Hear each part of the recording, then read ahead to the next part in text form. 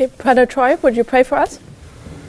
Dear Heavenly Father, we come to you this morning wanting to eat of your little book, study some of your word. Lord, I pray for your Holy Spirit to come into our hearts, to grant us understanding of the histories, and then of their application to our time. Guide us in this. Be with each one of us individually with our individual needs, we pray. In Jesus' name, amen. Enter, do you not? Okay, I'll do a part and then Alyssa can pick up. Okay. That's unfair. Lisa didn't even know about it. So I asked yesterday Antonisha if she would consider to, in this morning, give a brief summary of what she picked up yesterday in the morning class of the history of Europe. Okay, so I understood it to be more than the history of Europe. I understood it to be more central to German history and how the growth of Germany is so closely limited to what Europe is today. I understood that we began with, I knew him to be Charlemagne, or Charles the Great, and his term in office, for lack of a better expression, and him being crowned by the king, by the Pope, December 25 of 800, as emperor of the then Roman Empire. I understood that that was the first action to be taken of that order, and there was an interim between his crowning and the crowning of Otto of Saxony. Charlemagne was Charlemagne the Great of the Franks, and Otto was of Saxony. You covered the struggle that happened between the two tribes, the Franks and the Saxons, under Charlemagne, and then Otto's rise to power because of the Pope having internal struggles, and he called for help from Otto, who at that time was in his 50s. And a year following that, in February of 962, he was crowned emperor of the Roman Empire. Additional to that, you showed the duration of that rule by the German tribe, and it extended from 962 to 1806, and was terminated through Napoleon's actions.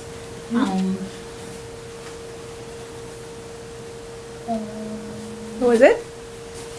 Yeah, and then we used that as a backdrop to continuing this aspect of German history in the 1800s, leading up to the Wilhelmine period.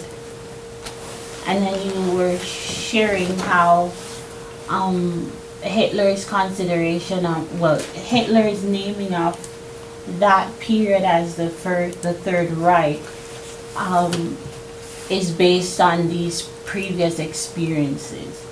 And you guys told me what Reich meant yesterday. What did it mean? Realm. So you have this first German realm, the second and the third under Hitler. Thank you. Sister Penny, you want to add anything to the history? You're good? Anyone else? Something they found they wanted to add to that? Any thoughts or suggestions? Brother Lair?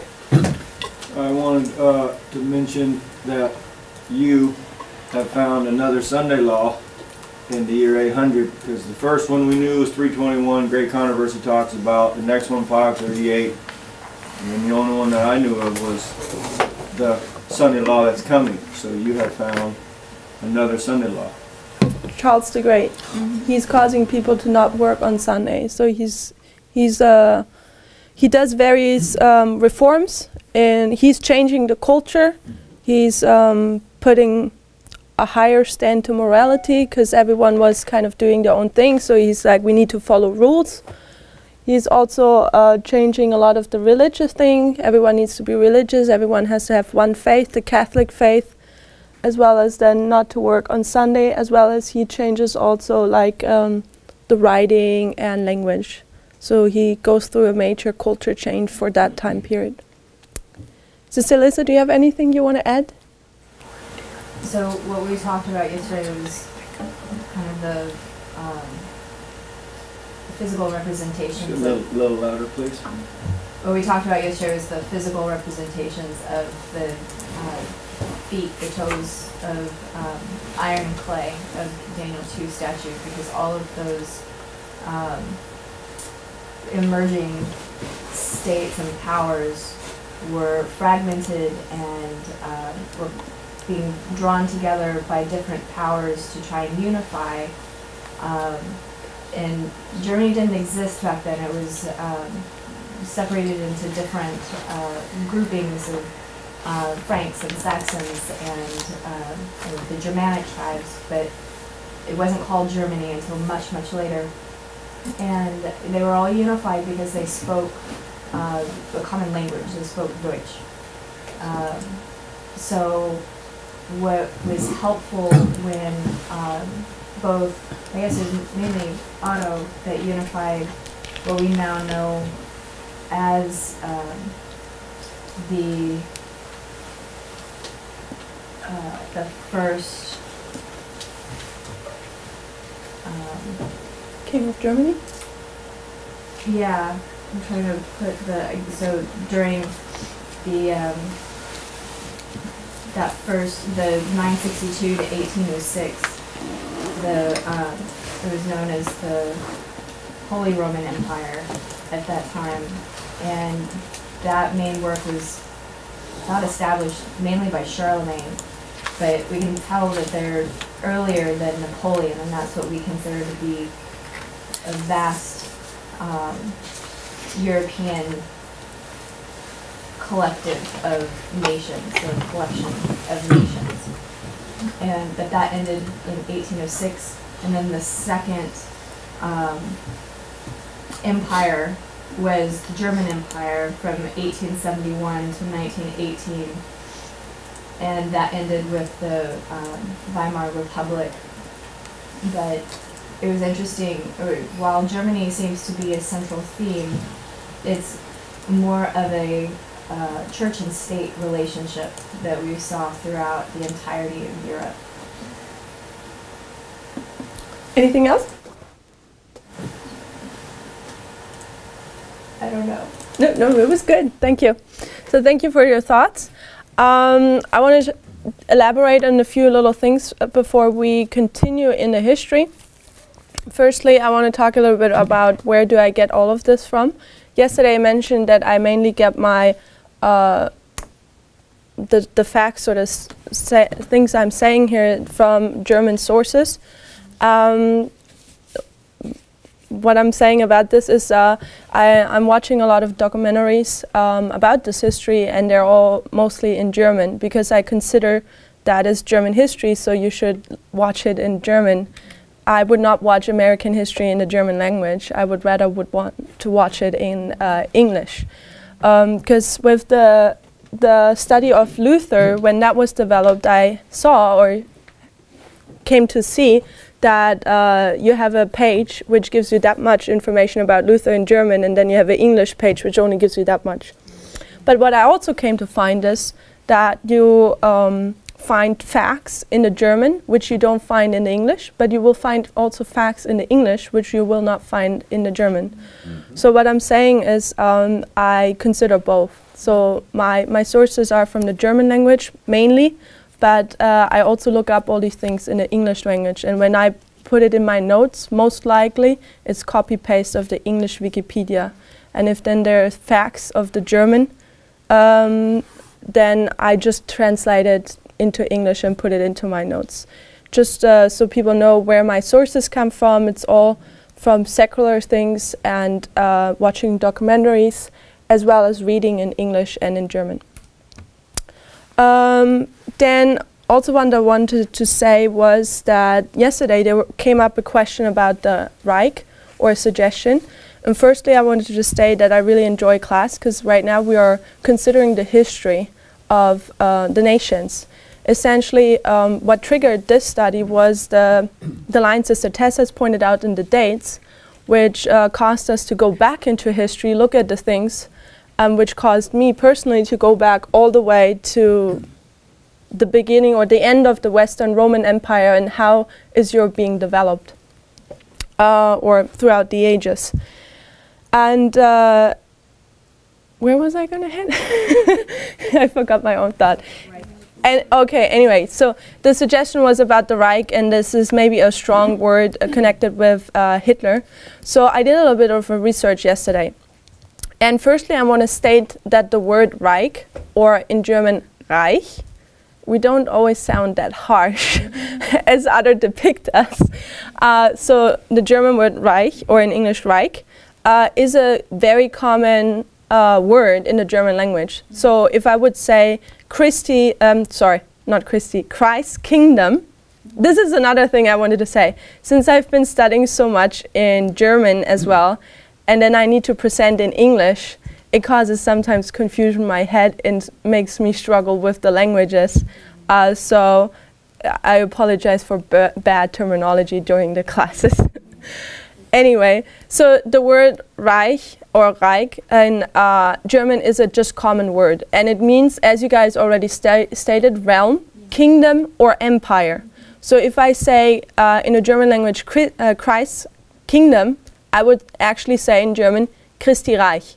So this word Reich is just a common word you use daily for everything. And when you look through the history of Europe, you will find everything to be a kingdom, a Reich. So everywhere you see Reich. And for example, when we talk here about the Holy Roman Empire, it's the Holy Roman Reich, Heiliges Römisches Reich. So you find it everywhere in proper secular terminology. As well as when we go over here and we consider this here, the Kaiser, and I already explained what Kaiser is. This is this period where the Kaiser is reigning is considered the Kaiserreich, the empire of the Kaiser. So Reich is just the word for empire. So in the German terminology, secular, it's used everywhere. And when you look into the Wikipedia or dictionaries, I found that a lot of the German terminology, like Kaiser or Reich or something, is actually as well used in the English language. So maybe that's why I've used it more often, the word Reich. However, but I also came to see that when you consider the history of Hitler, this is where the term Reich comes into the English language more boldly, and it is associated with Hitler, which of course makes it negative, because Hitler was negative. Does that make sense? So I consider this to be a little bit of a, I see your hand, in a language barrier, because in German it's completely commonly used, no negative attachments to it at all, as the word itself. However, if you look in the English language, you can see how it's being used, not as commonly, but it is used when you go to the history of Hitler, meaning when I come along and say Reich or something, it has a negative trigger to it. So I just wanted to clarify things. What I also wanted to say about this is, when I say, what we're trying to do here is, Theodore, go first, and then I make point.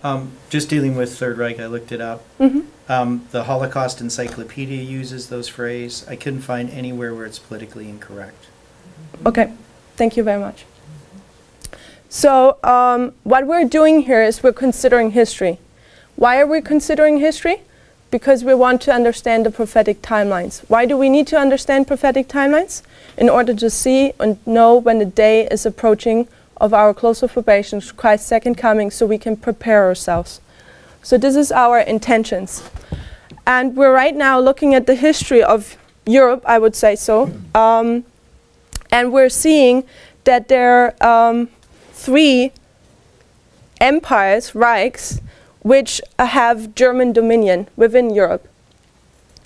And what we essentially, I think what we should understand is the way how Hitler rose. What was his thoughts, what was the circumstances, because then we know how at the end of the world, Third World War, how again a nation will rise and seek supremacy over other nations. And when you look at Hitler, that was my suggestion, he is aiming for a third empire, a third Reich. That triggers my thought and says, okay, there needs to be 2 primary ones. So I looked up 3 German Reichs, or 3 German empires, and I came to the ones we're starting to consider. This one being the first one, then over there the second one. And I suggest that Hitler just does the same as we. He looks at history, he saw how there was dominion from German tribes, because back then it was not even Germany, as it is today. And he says he wants to take up this and just makes Germany great again. And this is something we're facing everywhere in the world again now, where countries rise up again and want to make their country great again. And I suggest the United States is the primary country who wants to make itself great again. Brother Larry? He actually said those words? Yes, and by the way, Kaiser Wilhelm II does the same. And this is the history we're going to look at today as well. So what I personally don't understand is that people like Hitler, which I consider to be a bad guy, don't get me wrong. However, he's brandmarked by history to be a very evil person. But history praises Charles the Great and praises Otto the Great. And we're going to look at another one today, which is Frederick the Great. They're praising these people, but all what these people did is they looked at the map and said, I want to make my kingdom great. I want to have one ruler, myself, and I want to have one faith. And these people stand up like Charles the Great, and he's sweeping over Europe and makes this big country. And today he's considered as this great man. He didn't do anything else as Hitler did. They did exactly the same. And they killed thousands of people. Otto the Great as well. Kaiser, or the First World War and so on, they all did the same. The Roman Empire did the same. The Grecians, the Babylonians, everyone did the same. So what I'm suggesting is that in history, we always see a kingdom, a king, wanting to be great. It's rising up. It's conquering. And when you go into the various histories, you always see that they want to have one nation, one ruler, and one faith. And I suggest that we need to look at these histories because we know that at the end of the world, there will again rise one kingdom with supremacy over the entire world and wants to create one kingdom with one ruler and one faith again. And this is what we've been warning from for many years. And this is, I suggest, the lessons we draw out of this study. The way how we see Charles the Great rising up and then taking over the world, their then back known world, will tell us how, I suggest, but I'm open as nothing is in concrete, will tell us how the United States at the end of the world will rise again. The same with Otto. And I suggest the same as we look later on with Napoleon. And Napoleon, that's what we anyway line up already with the United States. And I suggest also Germany in the First and Second World War will give that history about how America will rise at the end of the world again. Sister Penny. I'm reading a book, and I want to read a small little quote by the author that I thought was kind of interesting. He says, "It is only the light..." Can you give a reference? It's from the book The German Wars, 1914 to 1945, by D.J. Goodspeed. Goodspeed. Yeah, and he says, it is only the light from over our shoulder, from the past, that can in any way illumine the darkness into which we travel. Say that one more time. It is only the light from over our shoulder, from the past, that can in any way illumine the darkness into which we travel. Wow. Right, exactly. That's what I... And I suggest that all the people in the past have done that. It's not just who we internally, God's people, who do that, but also secular people. Because when we talked about Pyrrhus, who was the great example for Pyrrhus? Who did he adore? Alexander the Great. So they were looking back. And we will see, like Napoleon, who was his big example. It was Caesar and Rome. Also for those German empires, reason why Charles the Great seeks to go to Rome is because he wants to establish Rome, the Western Empire again. So I'm suggesting exactly what Sister Penny does. People look into history, they look back, and they want this glory and move forward. So just to repeat, we seen how pagan Rome divides itself into West and East in the year 395, if I'm not mistaken. The Eastern Empire, by Byzantine Empire, is lasting long till 1453 when the Constantinople goes down. But the Western Empire dissolves itself really quickly into these all little fragments. And now I understand better what it means that the clay and the iron come together but they don't hold. Because that is actually the history of Europe.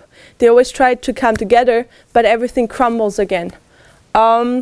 Anyway, we see how 3 tribes are taken out of the way. So the Pope has done now papal supremacy in the year 538. And the reason what brings this enrolling what helps the Pope to come into play is Clovis, the king of the Franks, which were located in this area. He gets baptized and he causes the tribes of the Franks to be baptized and become Catholics.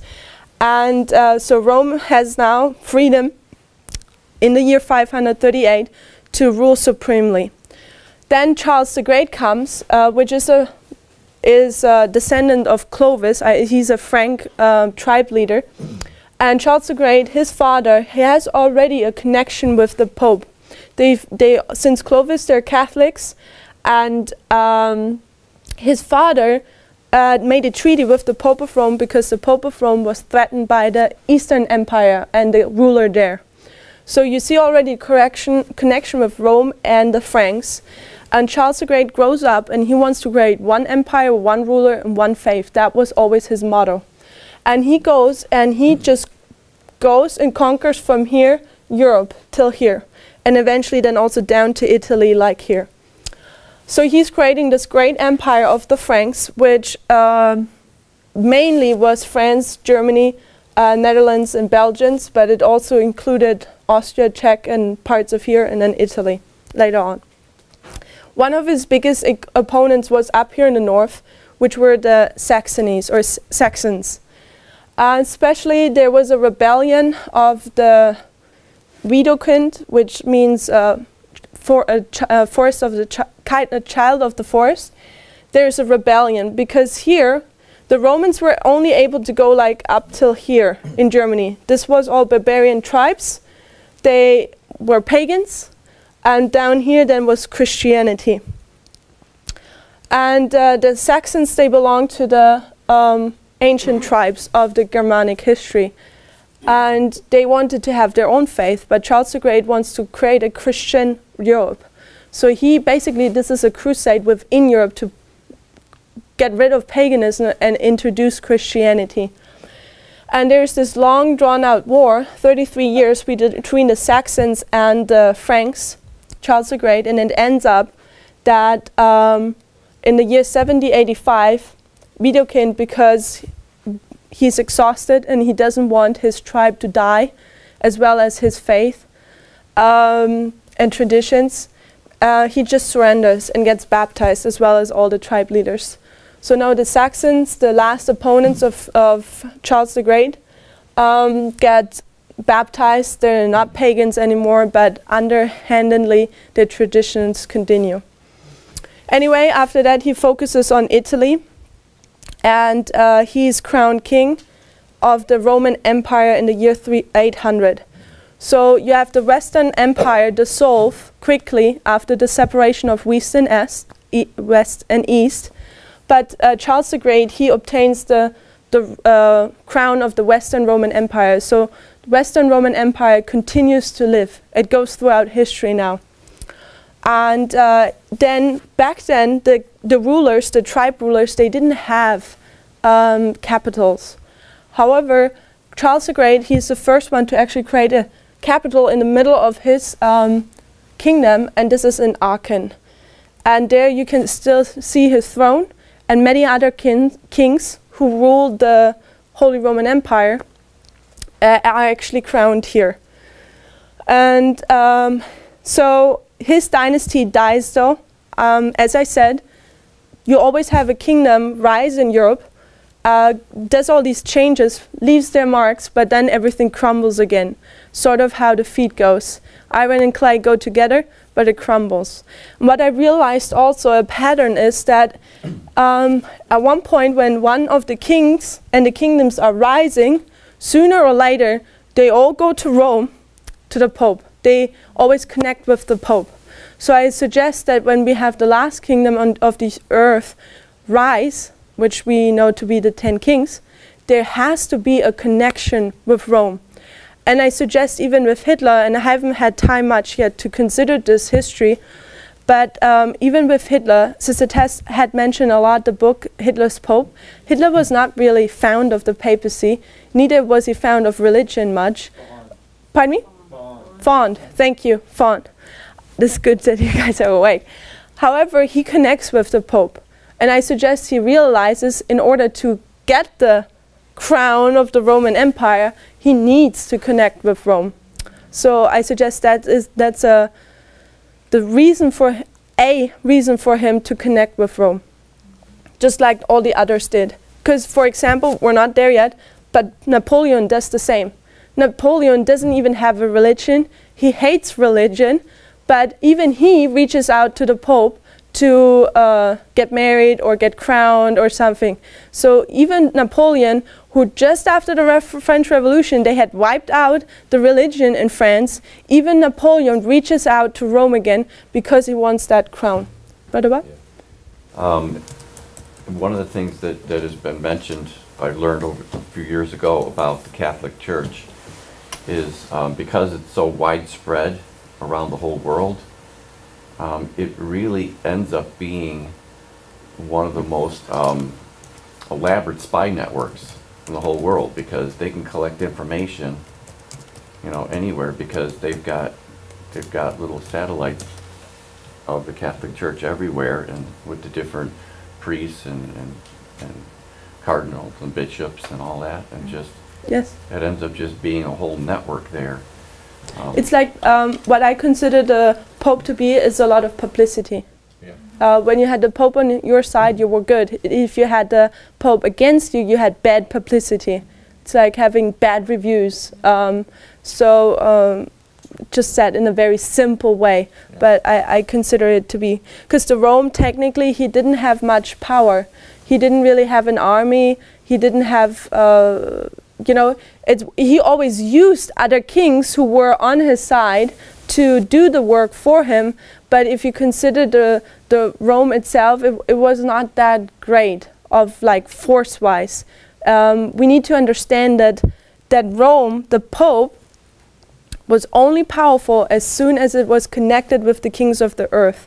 That's why in 1798 it's a deadly wound, because now the Pope is disconnected of having this civil authority over these people, the civil influence. Because we see the Pope is re-elected after 1798. Since then we continue to have a Pope, but he was not considered for civil things anymore till recently, a few decades back. But this is the deadly wound. Okay, back to our short summary. Again, we have Charles the Great. He's raising. He has all these reforms. We already spoke about those. And then his kingdom breaks in 3 parts. As I said, person comes up, creates all these things, and then the kingdom crumbles again. Then you have Western Franks, Middle Franks, and then Eastern Frank. So this is the German terminology translated straight away in English. I'm not quite sure it's called in English. And a few generations later, now you have Otto the Great rise. And Otto the Great, funny enough, comes from the tribe of the Saxons, which fought Charles the Great. And his idol or his example was Charles the Great. So he wants to create the same big empire, and what he does is there's a common enemy. Hungarian tribes, which are in this area, invade western of Europe for wealth and so on. And he unites German tribes, which are Bavarians, Swabians, the Franks, and the Saxons up here. And he unites them to fight against this common enemy. So I suggest that in history we also see that tribes which were not together beforehand, kingdoms which were not united beforehand, they unite, even they don't like each other. And this is what Sister Tess has also pointed out in the prelude to the Second World War. We see how Hitler and Russia, they unite for their own reasons, but it's because of a common enemy often. We see often people unite, no matter if they like each other or not, if there is a common enemy. And this is what we saw also with Bismarck. That's what he accomplished. He accomplished to unite Germany because he created common enemy, for example, France. So he's able to unite these German tribes, and every tribe is still independent still. However, then there comes a call from Rome in the year 1961, where the Pope himself is threatened by a local ruler who wants to have the power of the Pope over Rome. So, was that ahead? Go ahead. I'm also watching a documentary in English. Okay. Why not in German? No, just teasing. I wouldn't understand a thing. No, I'm just teasing you. Go ahead. What did you learn? And it was the king of Italy that was coming against the Pope. Okay. So Italy, back then, we also have to understand there's a lot of states in between. Like especially up here, some famous ones are Turin and Milan up here. They used to be like city-states. It was just a ruler, a king over one city. You have that throughout Europe. So you're saying the king of Italy was going against the Pope. Thank you for that input. That's what I'm looking for. Participation. So he calls on Otto, and Otto comes, helps him, and in return, Otto is crowned emperor of the Holy Roman Empire. Back then it was only the Roman Empire, then Holy Roman Empire. Sister Angelia? The Romans were angry about it too. About him being crowned emperor. Otto? Yeah. Yes, the Italians never liked this invasion coming from the north down to get Italy. And in the time period after Otto, between the Reformation, you have several uprisings of especially the northern city-states against this emperor who is in the north. Have you seen that too? Okay, so he's crowned the Roman emperor on the 2nd of February 1962. And interesting was that there they said how the Otto was submitting himself to the Pope. The Pope was the church authority, his ruler, but the Pope surrendered also to Otto as his earthly ruler and king. So you see the perfect church and state combination, how they both need each other in that sense. Okay, so from that on, you have now the first time where different countries around these Germanic tribes, they tell, pardon me? Germanic, almost sounds like dramatic. Germanic tribes, they start to call them Deutsch, and it was actually a negative term, but somehow these tribes started to adopt them. So if you want to look at the origin or the seed of Germany, you will find it with Otto. Anyway, ruler after ruler comes up now. The crown of the of the Holy Roman Empire is handed down through the ages now, till 1806. We'll talk about that. However, now the emperors, they always travel throughout and they establish different cities. Like Aachen will be only one. You have another one, Frankfurt. Another one is Leipzig. Another one is Munich down here.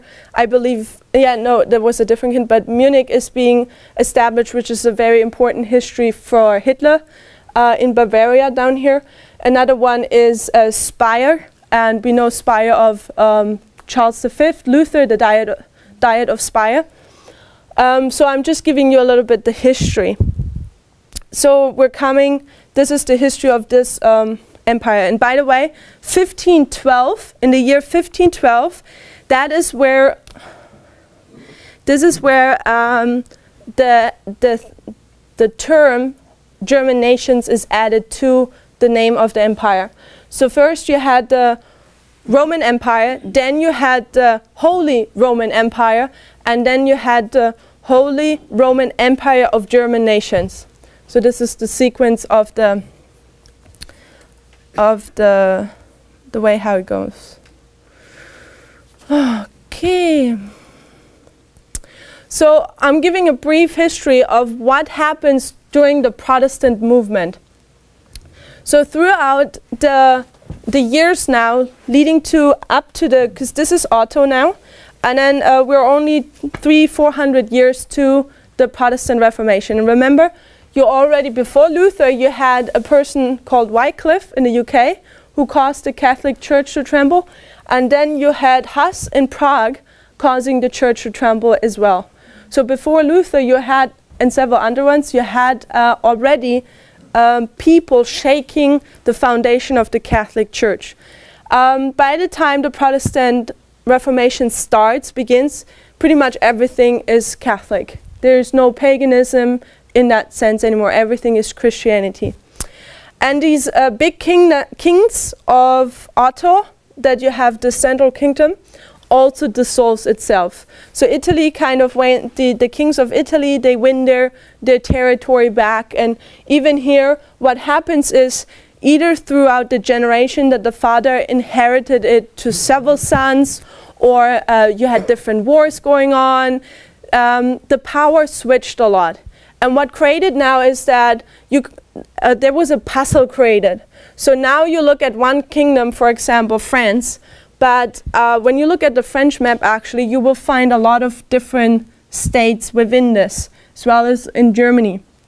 And these different, which are now states of this country, back then were little kingdoms. And every kingdom had a king. So you had a puzzle all over Europe with a lot of kings ruling in their little territory, very small territory, sometimes only a city big, or then a little bit bigger, or then quite big kingdoms. But you always had this emperor who would rule then over these kings and their territory. However, with time, there were elected a few of the important states in this realm here. They were to elect the next Roman emperor.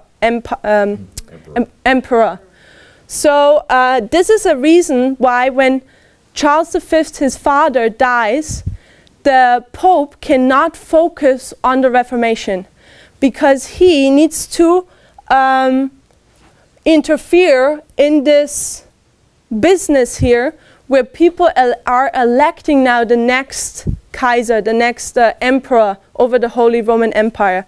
And he needs to do his secret things in order to get the right person on the throne again. Does that make sense? Okay, so you have all these different states and kingdoms, small ones, big ones, scattered throughout Europe. Now and everything is fine, but now Protestantism comes. And interestingly enough, is that Protestantism was a different faith than gave. So we have Catholicism, but now we have a different faith, Protestantism. So we will see now a fight between two different kinds of faith, two different beliefs. And funny thing is, what is the, not funny, serious, but interesting, is that the Roman Catholic Church, they were always gathering the money and the wealth, right? So, for example, the monk could have, or the bishop could have as much wealth as they wanted, but as soon as they died, it would go all to them. So Rome sort of is collecting the entire money of Europe. What did Protestantism do? Protestantism changed. You were able to have your own territory. The land you lived in was actually belonging to you. The wealth you had is actually yours. So you see, the Protestantism somehow was a little bit capitalism. Does that make sense? So now what happens in Europe is that often a lot of these rulers actually liked to be Protestants because it was beneficial for them in a secular sense. Does that make sense? So you have now a fight or a war starting in Europe based upon, let's put it that way, they named it the war between Catholicism and Protestantism, so they put religion as a label, but often the intentions were not, oh, I believe in God in this way. Often the intentions were secular, like I want my own rights, I want my freedom, I want this. And it was also that now kingdoms, since everything was anyway a war, kings were thinking, okay, then I'll just take my neighbor's kingdom as well. So do you understand what I mean?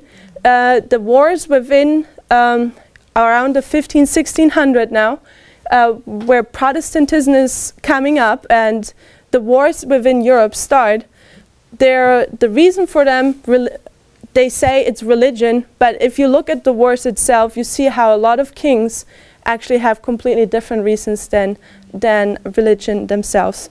But Protestantism was one of the excuses to say capitalism, I want my own rights, I want my freedom. Okay, so, and what started that, for example, was within the time period of Luther, and we looked at that beforehand, you had, I made a little map and then I showed how, for example, you would have, let's take blue and red. You would have, like, for example, Bavaria. Not working. You would have a state, let's say Bavaria now. They are Catholic all the way, but in between you could have like a little territory which was Protestants, or the other way around. And this is how Europe was scattered, especially this year. So what happened now, and this, for example, is the way how Luther was saved. A lot of the Protestants and the Catholics, they were moving around now to territories where they could be. We talked a little bit about that with Munzer and the Peasant War. So we see a flood of refugees starting within Europe. Brother Larry? And I have heard it said in the past that in those territories such as that, is that the Protestant side of town or area would be really clean. Yes. And the Catholic side would be dirty. And one was wealthy and one was poor. Yeah, this is correct. And you can see it even in the world. Which country are the most richest ones in the world? It's the Protestant countries, and it's the Catholic countries who are poor. And you see that very well when you go actually to Europe itself. You have a Protestant country. I think the Netherlands are Protestants as well. Very wealthy. Switzerland, I'm not sure what their national faith is. But then, for example, you go to Spain and Portugal, they're a disaster. They're really poor. They're Catholic. Okay, so you see here even on today, it still has an effect. Which country choose Protestantism, which country choose Catholicism? Yes, Catholicism, thank you. However, I state that too, otherwise somebody will bring it up. The south of Germany here consists out of two states today. You have Swabia and you have Bavaria. Swabia is Protestant, Bavaria is Catholic. Catholic, thank you. And those are the two richest states within Germany. So, but the general rule, I think, works out. Anyway, so you have these little puzzles always going on. And people move around now to, as possible, they try to reach Protestant states or kingdoms so they can live in their freedom and have their religious freedom and right. So as the United States began and premised their revolution also on freedom and also on religious liberty, I suggest that a lot of wars within Europe, they're also about freedom and religious liberty. So what happens now is that Prague, around here, on the 23rd of May, 1618, so shortly after the Reformation, 23rd of May, 1618, what happens now is this country here, which is today Czech, back then here was Bohemia. And you know that because Hus was Bohemian. And so Prague is there. And in Prague, the people who rule Prague as well, a little bit of Bohemia who had influence, they were gathering together to discuss how Bohemia could become Catholic again. The Protestants, because this was Protestant at that time, they considered this as an act of taking away their religious freedom. So they walk up to Prague, to the house, the castle where these people are meeting. They walk in, take all the people and throw them outside of the window. And this becomes quite famous. No one dies, but this basically starts the Protestant Catholic wars within Europe. And now you have one war after the other, and the longest one is 30 years long. You have wars sweeping throughout Europe, always with the label of religion. Yeah, and you see a lot of the territories, either Protestantism, Catholics, they always conquer each other, and it's a disaster. Anyway, this is what I wanted to point out. And again, the motto, again, is one empire, one ruler, one faith. That's what they're saying again. And the one empire is the Holy Roman Empire. The one ruler is the Pope with the Emperor. And one faith is Catholicism. And one of the greatest generals for the Catholic side in that time period was Wallenstein. I'm not sure if you've heard of it, but he caused a lot of Europe to be Catholic again. He actually invades all this area and makes everything Catholic again, except for a few little Protestant parts. But then the Swedes, they start to interfere, who are Protestants, and they win territory back. So you see in the 1600s, that is what happens within Europe. The, so to speak, now the religious wars start. As I say, in German we say the dice are thrown new, there's completely, it's almost like the laws of Philip, which he says is randomness. Now anything can happen. This is what happens with Europe now. Now it's being divided between Protestantism or Catholicism. The rulers, countries, everything is switched new. And in this time period, we're coming now to these two, Prussia and Austria. This is where they rise. Charles V, who rules in the time period of Luther, has basically this empire and Rome. So it looks pretty much the same as Otto's empire, but he also rules over Spain, as well as now we see also these South America is on the map now, or America, North America is on the map. And Charles V, I read that he also owned portions of what today is called Mexico. So he had a huge empire. And one of the sayings was that the sun did not go down in the empire of the Holy Empire of German nations. Do you guys know what this term means, that the sun doesn't go down? Okay, what does it mean, Troy? It means it's so far around the world that somewhere the sun's up. Part of the empire. Thank you for that explanation. And this explanation will keep coming up in history. So this is the Charles V's empire. Then we see the Protestants redoing everything, the wars with Catholicism. And in this time period, two kingdoms are establishing themselves. This is Austria and then Prussia, which is up here. So Austria is today quite a small country. However, back then it wasn't, because Austria actually ends up having Bohemia as well as these tribes back here in Hungary. So they're quite big actually, Austria. And then Prussia, they end up with the territory up here, like here. So through all the years, you have now a lot of these German little states.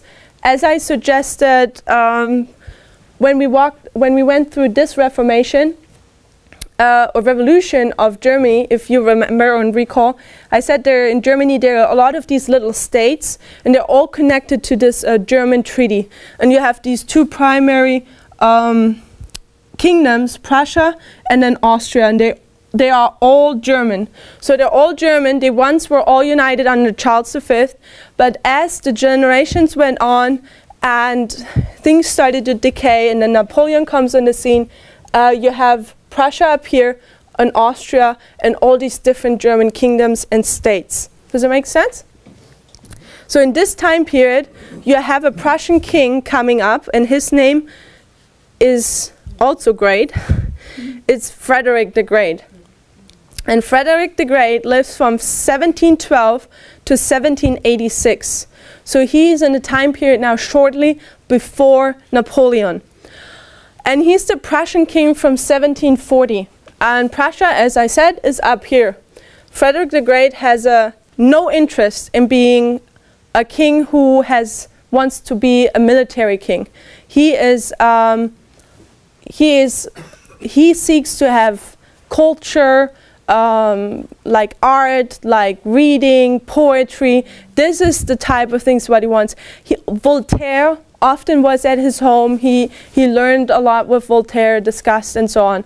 So that through his father was a very cruel father, very military drilled, and actually Frederick wants to flee, I believe it was to France, at a young age, as soon as he was able to, I think it was 18 back then. Anyway, him and his friend, they get caught and they get imprisonated, and they were sentenced to death. But the question was, would the king kill his own son? What happens is that he kills his friend. The king kills his friend, kills the son's friend, and the son has to see it. And this had a huge effect on him later on. So his childhood was very rough. However, 1740 he becomes king over Prussia, and what he does, he changes the culture of Prussia. The Prussians, they flourish with culture, with art, with literature, all these things. He's developing that, but he also becomes a military leader. And what here starts is the rivalry between Prussia and Austria. At that time, you had Austria, a lady ruling Austria, but she was married. Interesting is she ruled the kingdom. She had 13 kids, and she was married. And I have no idea how she did it, but they had a really, obviously they had a good marriage because they had 13 kids. I think it was not Catholic, but I'm not quite sure. It might have been Catholic actually. Anyway, so she and he, they constantly fight. Like, this is the history now going on prior to Napoleon, is that Prussia and Austria, having here its kingdom, and Prussia up here, they fight. And Frederick the Wise wants to create or make Prussia great.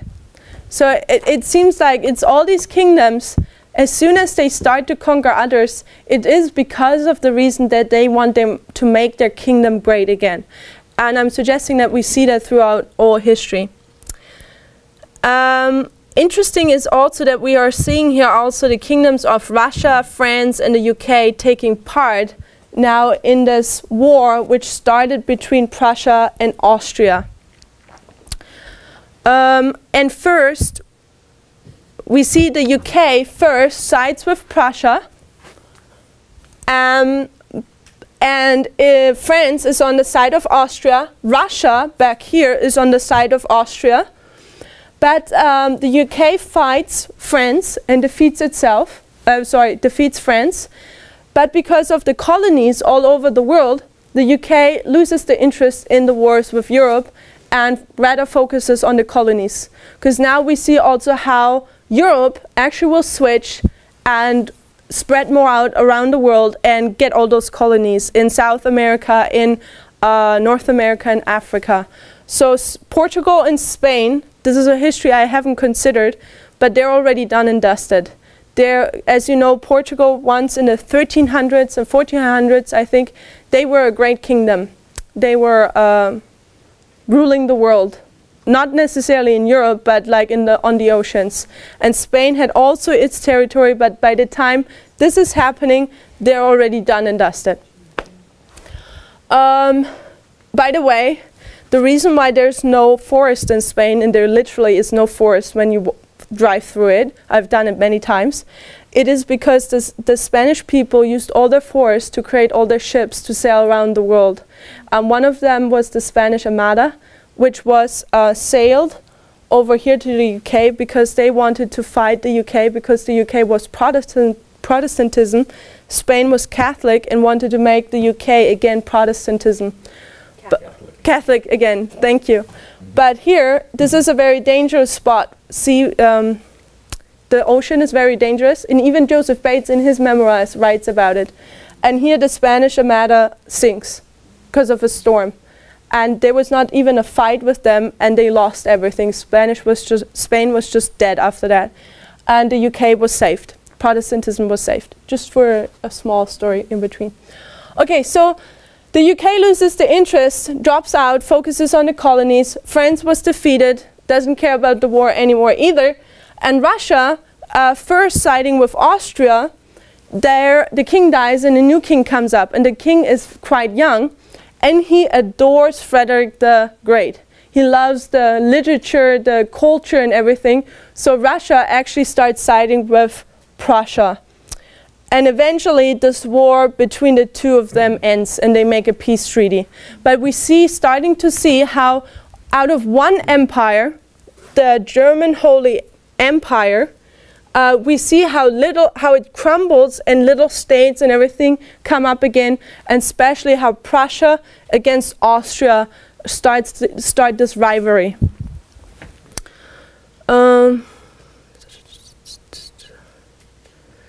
Frederick the Great, he establishes also a lot of school and culture within the Prussian kingdom. He makes the kids having to go to school often. He wants them to be educated to that they read, that they can write. Okay. Anyway, there's a peace treaty in between all these wars. There is a peace treaty between Prussia and Austria, which the Prussian king says, okay, Austria, you can have this crown. You can have the crown of the Holy Roman Empire, but I want this territory up here. And they do this deal. So Austria is basically getting now the crown of the Western Roman Empire, and Prussia is remaining with some really wealthy economic good territory. Does that make sense? So the crown of the Western European Empire actually is now in the hands of what now is called Austria. And Austria reigns over Bohemia, Hungary, and several other Slavic tribes back here. It's complicated back here. It's a lot of little puzzles, and I drown. Let's put it that way. Okay, so this is the history. We might have an afternoon class. So this is the history now leading up to Napoleon. And I suggest now, Europe, as we saw, had multiples, and we didn't even touch on all, but multiple rulers who rose themselves up and created one empire, more or less, in Europe, big one. But as soon as they leave the scene of this earth, their empires crumble. And this is just typical. We see, for example, the great king Nebuchadnezzar, and after him, Babylon just decays. Or then you have Alexander the Great, also a good example. He makes this great kingdom, but as soon as he dies, the kingdom crumbles. So this is similar of these rulers. So Europe is again in a state of a very puzzled state. But now who comes on the scene is Napoleon and the French Revolution. So the French were tired of Catholic dominion as well as of the suppression by the state, and we've extensively studied the French Revolution within this movement. And now I found my notes about what the name of Napoleon means. So, Napoleon, Bonaparte. Bonaparte is French or Italian surname, and it derives from Italian bona, which means good, and parte, which means solution or match. So I suggest that his surname means, Bonaparte means good solution or good match. Good what? Match. Something matches. M-A-T-C-H, match. I like solution. You'll see it in a second. Okay, Napoleon. What is Napoleon? As Sister Penny a few days ago says, you could see lion in there. Neon is lion as well. Others say comes from southern Italy, or this is the man of Naples. Napoleon is the man of Naples. Naples is a city in Italy, I believe somewhere down here. This is actually where pizza comes from. Like, very important. It shaped the culture of the world. Well, I must say the Italian pizza is much different from the American pizza. Anyway, okay, so Bonaparte means a good solution, and Napoleon is the man of Naples. So what does Naples mean? Naples comes from Greek or Latin, Neapolis, which is Greek for new, which is nea, is new, and polis is city. So Naples essentially means new city. So Napoleon is the new city, and Bonaparte is the good solution. So the new city is the good solution. What is a city in the Bible?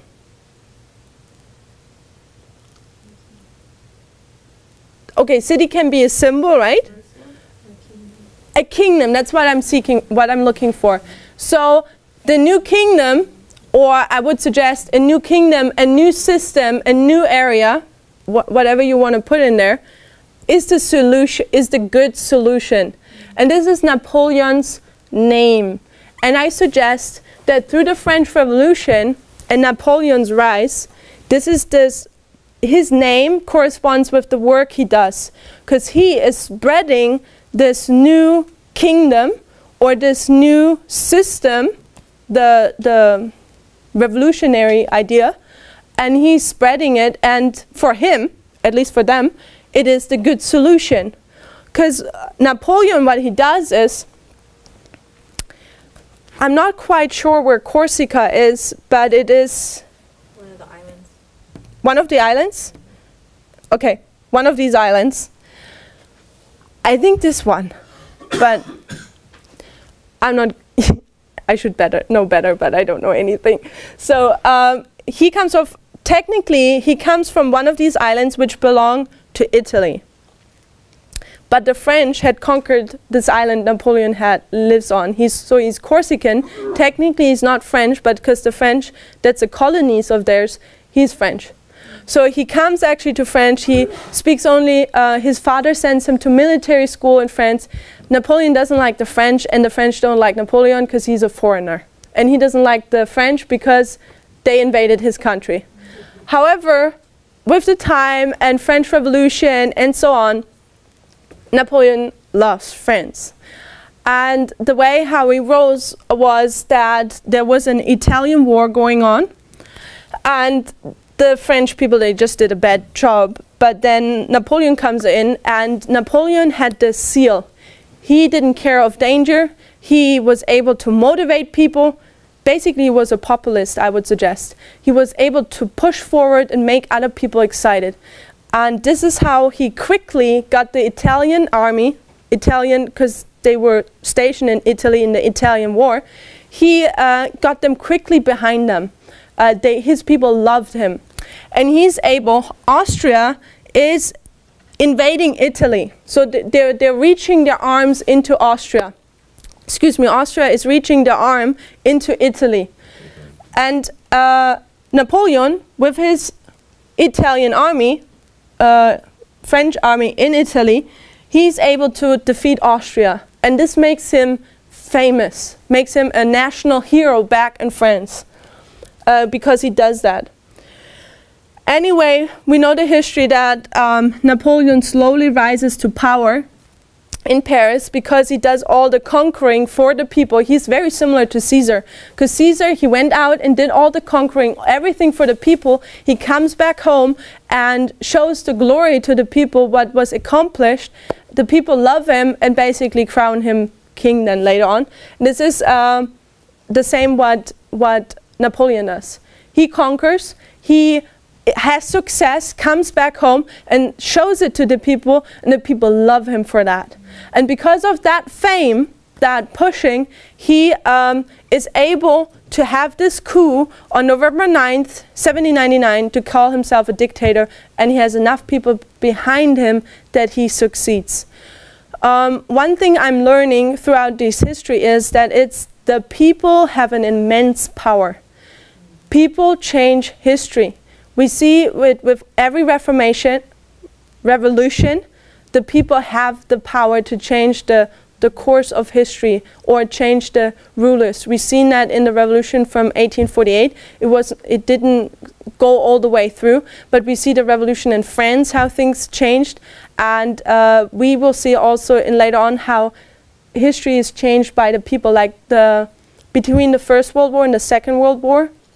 It's the people who basically put Hitler in power again. It's always there. Somehow it seems to me that there are certain individuals who are wanting to rise to power. They have the attributes to make people come behind them, gather them around them, support them. And then it's the people who place these individuals in power. And then the story continues. However, I suggest that today we're looking for the same thing, right? We're looking again that a kingdom comes into power. And I suggest that how the kingdom comes into power is with the people. The people will ask for the son-in-law. That's what Ellen White tells us. It's not coming down from the government to the people, it's the people who ask for it. So I stated it already once in class. You need a crisis where you can have a revolution. And in the revolution, the government or the course is changed. So whenever you want today to change things, you have to cause a crisis in order to get the people where you want them. So what I consider is things have changed. What we've learned with information war and Cambridge Analytica is that people today use information to make people shout what you want them to shout. Does that make sense? So back then, maybe there was not that much of it there, but today this is a way of how you make war. Because people today realize the power of the people, of the common people. So you just have to influence in a way that they do what you want them to do. And I suggest it will be again the people placing the power to certain individuals. One of the things I've learned in the studies so far is that when we went through the history, we see all the revolutions within Europe, it's not just Germany, but within Europe, how the countries cry out for democracy. So the First World War is a story about monarchy ends, as an old system ends. I suggest that in our day and age we can switch things around. This is when democracy will end. Because Ellen White talks about that dictatorships will come back in, slavery will be coming back in, which was there before the democracy. So I suggest the lines which show us how these democracies end. This is just a suggestion, nothing is in concrete. I suggest that when we consider these lines today in our day and age, that these lines show us how democracy will end. Sorry, I said how democracy began. So in these time periods, democracy begins. In our time period, I suggest democracy ends. This is what we're learning. And in this time period, it was the people who were crying out for democracy and actually eventually ended up getting it. And I suggest that as we come down to the end of the world, that people, again, I think it will be the people who will cry out again for one leaders. For this centralization of power. And how do you manage to do that? You manage to do that by creating crisis. You have crises like refugees, economy, unfairness within the country or society or whatsoever.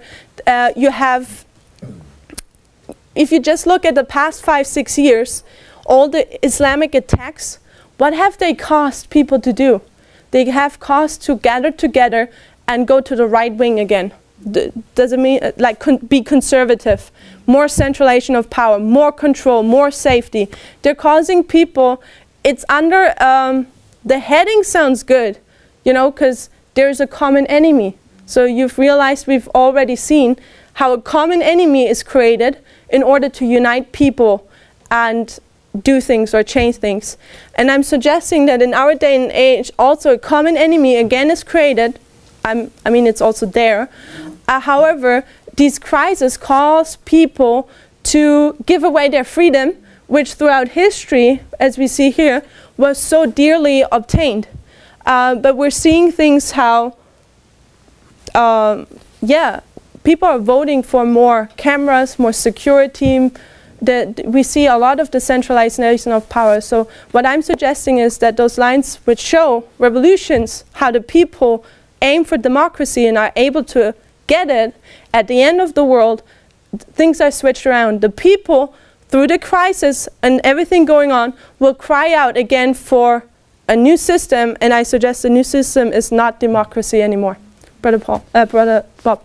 The point you're making is that when you look at security, people looking for security, and in a sense it's a false security, but they're looking for security, so they're willing to give up their individual rights for that security. Yes. And that's what we've been seeing, at least playing out in the Western world for a long time. Yes. If those people back then would have known what is happening now, I wonder what they would have thought. How freely we give our freedom away, where somebody like Robert Bloom died for, even though he was completely innocent, because he seemed like a very nice guy. And he had family. Okay, so Napoleon rises. His name means that the new city, and I suggest the new kingdom, is the solution. Essentially, what I think is that at the end of the world, and this is just a suggestion, that the new kingdom, the new city, is the 10 kings of this earth. And people consider this to be the solution of the problems we're facing in this world. That the new one world government is this new kingdom they're facing. And at the head, thank you, is Napoleon, which I suggest is the United States. Sister Rebecca? You are saying that the Napoleon would mean new city, but also you say that Napo, you know, would mean new city, and then you have Leo, the second part of the name. So would not be more accurate to say the lion of a new city, Napoleon, because you have Napo, new city, and Leon, lion. I think you bring out a good point. There are several versions to his name of what it means. So one is like the lion, as you said. So you would see the lion being the good solution. Or Napoleon can be also referred to the man of Naples or from Naples. So I went and looked up what Naples mean, and it comes from Greek and means new city. So you can have either the new city is this good solution, or Napo, I'm not sure what that was. New. The new lion is the good solution. And I think both versions would be concluding the same, because what is the lion? Who's standing for the lion? What is the lion a symbol for? It's Babylon. And what are we waiting for at the end of the world? What is coming? Modern Babylon. Okay, so modern Babylon will be the good solution. Or when you say the new city, the new kingdom would be the solution. So I suggest that either way, how you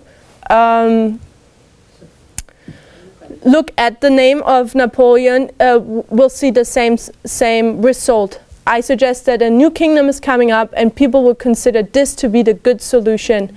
But we know how it's going to end with Napoleon. But about? I can't help but look at with a big wide lens at everything's been going on for the 6,000 years, and just realize that there is one truth, and man in his fallen condition is trying to get to a counterfeit version of this, you know, and I just see that it all is going to end. It always ends in failure. It doesn't work. And it's counterfeit only to the extent that they're trying to emulate God's kingdom and his ways, but they're doing it with a selfish bent, and so there's no way it's ever going to work. Yeah. And just an over. And I'm suggesting, when we considered the lines of 1529 to 2019, and we had the 490, and we suggested that this might be the close of probation for Protestantism, and we considered that maybe this, or what I considered, this movement is taking up the flag of Protestantism and continues to protest Rome. What happens to Protestants? Like, when everyone is going a different direction, and you have these small little dot going the other direction, what happens? You're not liked, and you're most likely people like to shoot you down, because that's what Charles the Great did with the Saxons. They were going contrary. They had a different faith at him, different customs at him. What does he do? He wars them so long till he killed the last man, so to speak. And I suggest we're having the same fate.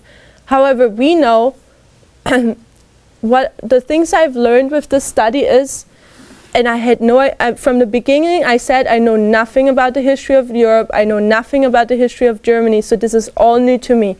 I'm the person who learns actually the most. But what I'm realizing with those revolutions and everything, people always cried out for freedom. They wanted freedom and religious liberty and just be able to live. And this makes it, to me, even the foundation of the United States even more precious, where I understand now why the United States is such a glorious land, coming out of this disaster. But the United States, you know how you say that when you stop appreciating something, you lose it. And I suggest that the United States has stopped appreciating its freedom and its foundation, why it was founded. It has forgotten it. And that's why it's decaying, so to speak. It's turning into just another country which is ruled by Rome later on. And I'm suggesting that this movement is called to cry out for the freedom. The freedom, I need to be careful what I say, because I don't want to be political incorrect, but we cry out for religious freedom, because we're always, whoever is the ruler above us, the government, we're supposed to do what they say. So we're not to break any laws. Christ said, give Caesar what belongs to Caesar. But we know that that religious liberty will be restricted, and this is what we are to protest. So I hope I didn't say anything incorrect here. Okay. We will have an afternoon class. So Napoleon, I suggest, just does the same as all the others. Charles the Great, Otto, and whoever comes later on. He's seeking now to have this great kingdom. What he does is, and he actually did good in that sense, he just sweeps over the old puzzled Europe. He just comes, France, sweeps over it, and he also goes to Spain, but he has a hard time in Spain. And basically he cleans up. It's like, what can you have a plate and you put all different things on it, and then let's put it this way, a whiteboard. You know how certain speakers, me especially, clutter whiteboards? What Napoleon does is he takes one of these things and he just wipes it, makes it all clean again. So I suggest that's what Napoleon does with Europe. You have all these little puzzles, the different disasters. The monarchy is a disaster. What is his intent? Napoleon's intent is to clean up, tidy up, and restructure again. So now Napoleon is the scene, and he is going to leave his marks in Europe. And we're not going to spend much time with Napoleon because we're quite familiar with that one. However, Napoleon since 1799 is dictator, and we see that this kingdom, Holy Roman Empire of German nation, which you could also consider as the First Reich or the first German kingdom, is ending in the year 1806. So what happens here?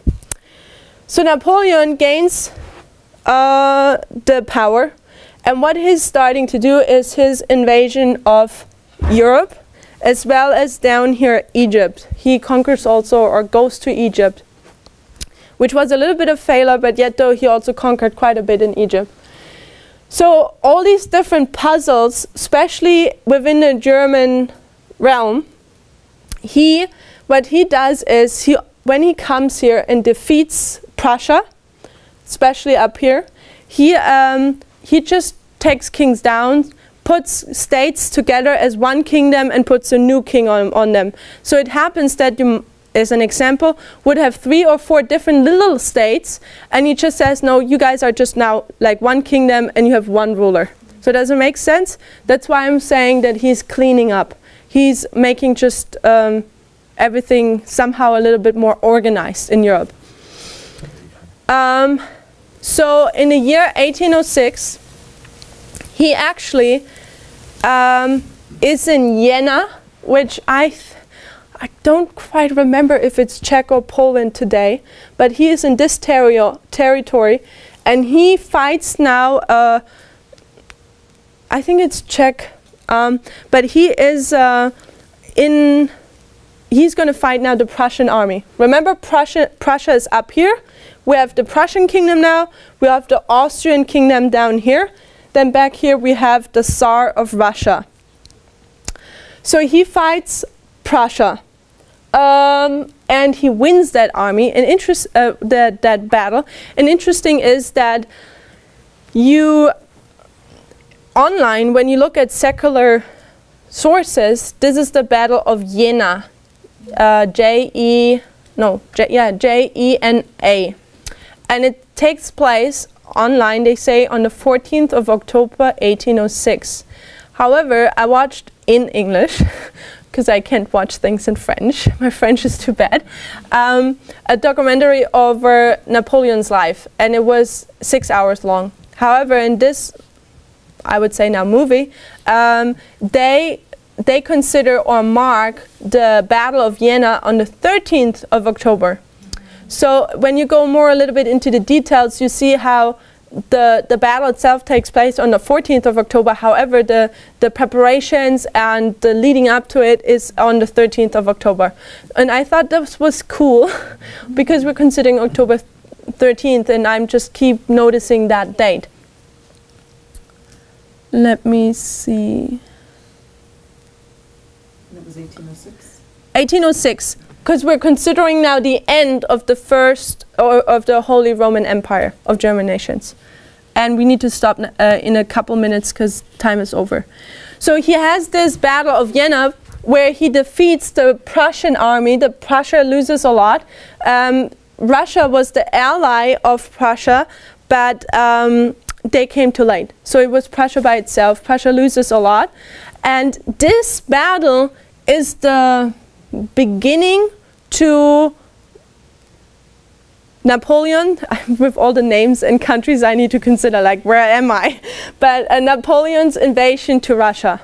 So this is like his first step to Russia now.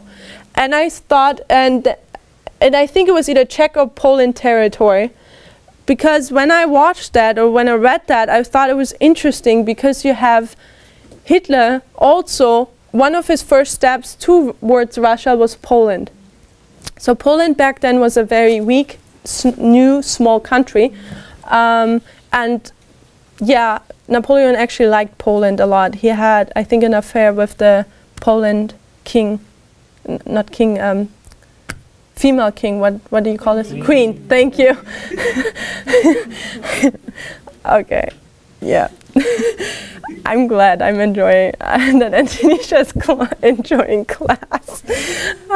Okay, so in October 1806, you have Prussia bigly defeated. And what happens basically is that you have also the last emperor of the Holy Roman Empire, which now, because of the Frederick the Great, Prussia and Austria, between that battle, the crown of the Holy Roman Empire went to Austria. So in Austria, the kings who are ruling there are also the Holy Roman Empire emperors. And the last one there is Francis II. Penny, you seem to know a lot. You should teach the class, not me. I should listen. Okay, and he's the one, he actually also, through the Napoleon Wars and the decay of the nation, he resigns on August, sorry, wait, on August 6th. On August 6, 1806, he abdicated the throne. Abdicated, thank you. He abdicated the throne, declaring the empire to be already dissolved in the same declaration. This was a political move to impair the legitimacy of the Confederation of Rhine. So we see now, this is where this first Holy Roman Empire dies. He's giving away his crown. The monarchy of this crown ends right here and then on August 6th. Reason being is of what Napoleon does. He's invading Europe and he's creating all the new states and new kingdoms under his dominion. And this is where we're going to end now. One of the powerhouse of Napoleon was this little piece here. So this is the river Rhine. And I already mentioned it before that the Germans and the French, they have a hate-love relationship. And this comes because of this piece of land here. Because this is, today it's not as important, but back then this is the Rhine. And even the Romans, they really like that. This, because the Rhine, you can transport things on the river and so on. You can have a lot of farms and stuff like that. So what Napoleon does here, he is uniting all these little kingdom states to bigger ones, puts a king in, and makes a treaty with all of them. So this is now like a treaty there between the different things. And this is a powerhouse for him for economy. Like he's getting a lot of resources there as well as soldiers. And what Napoleon does is he's conquering these nations, and then they have to fight for him. So it's not when Napoleon goes to Russia, actually more Germans, from German heritage, from the tribes and different kingdoms of Germany, or German treaty, more of those die in the Russian war than actually Frenchmen. So Napoleon was very smart. He conquered, then he made treaties, then they had to serve him, and then he was using them instead of French soldiers and resources. Does it make sense? Okay. I think this is where we're going to end now. And then in the next presentation, we'll quickly look at the fall of Napoleon and what happens there. And then we've covered this history already with the French Revolution, the German Revolution, then Bismarck, we covered that, and how Prussia wins this rivalry between Austria and Prussia. And then we see how the Kaiser was crowned, and now we have the second empire of German dominion. I'm not sure how I should call it now, but it lasts from 1819 till the end of First World War. In the next class, we're going to consider, pardon me? I said call it what it is. Empire, okay. It's a Reich, so the Second Reich, and we will consider First World War. Okay, Alyssa, you want to pray? Heavenly Father, we thank you for this day, bringing us all together and learning history and understanding that history and prophecy both agree.